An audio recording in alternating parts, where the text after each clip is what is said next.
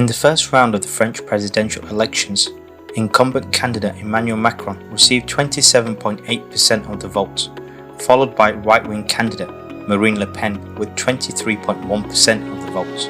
The two candidates will face each other in a runoff election on April 24th. The elections take place as France has faced numerous setbacks globally in Mali, Lebanon and Libya, as well as the AUKUS submarine deal, which deprived France of establishing presence in the Indo-Pacific region.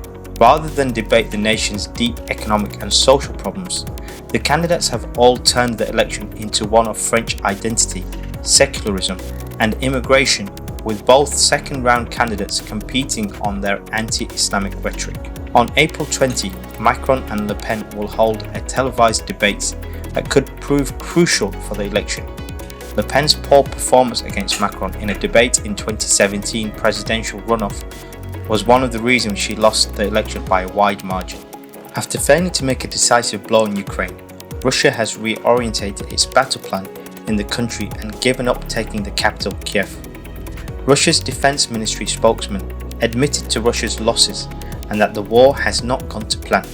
Russian officials have announced that they will now focus on the Donbas region, a region they have had presence in since 2014. To turn around Russia's failure in Ukraine, Putin has appointed General Alexander Vornikov as overall commander of the Ukraine war. It was Vornikov that saved Russia's campaign in Syria, and now the Kremlin hopes he can replicate his success in Ukraine. Whether he succeeds or not remains to be seen, but Russia's military capability has taken a huge hit, and its position in the world has taken an even bigger hit. The Finnish and Swedish Prime Ministers have announced that they would decide on whether to join NATO within weeks. Finnish lawmakers are expected to debate the pros and cons of joining the 30-member alliance upon returning from their Easter break. The Swedish Prime Minister echoed this view, saying that there was no point in delaying analysis of whether it is right for Sweden to request NATO membership. Russia has long warned against any future enlargement of NATO, reportedly accusing the alliance of being a tool geared towards confrontation.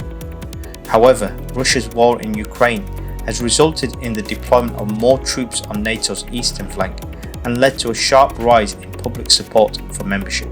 Former Pakistan Prime Minister suffered another blow this week as the country's military denied any evidence of a US conspiracy to remove him. Major General Babar Iftikhar denied that the country's National Security Committee, a forum of civil and military leaders, had endorsed the alleged conspiracy. In a speech to a news conference on 13th of April, the Major General confirmed, as far as military response about the NSC meeting is considered, that stance in that meeting was fully given, and then a statement was issued, which clearly says what was concluded in that meeting. The words used are in front of you. As I said, the words used are clear. Is there any words such as conspiracy used in it? I think not. A dramatic loss of faith in the ability of British democracy to serve the interests of UK voters was revealed in a new report. In its latest report, the IPPR think tank, in collaboration with the Observer on the Future of Democracy, concluded the sidelining of Parliament by the Tory government has further eroded trust in the political system.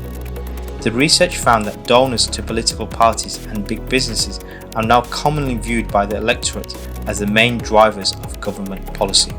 The study traces growing dissatisfaction with advanced democracies worldwide over recent decades, reflected in falling turnout at elections, falling party memberships, and more people switching loyalties to populist alternatives.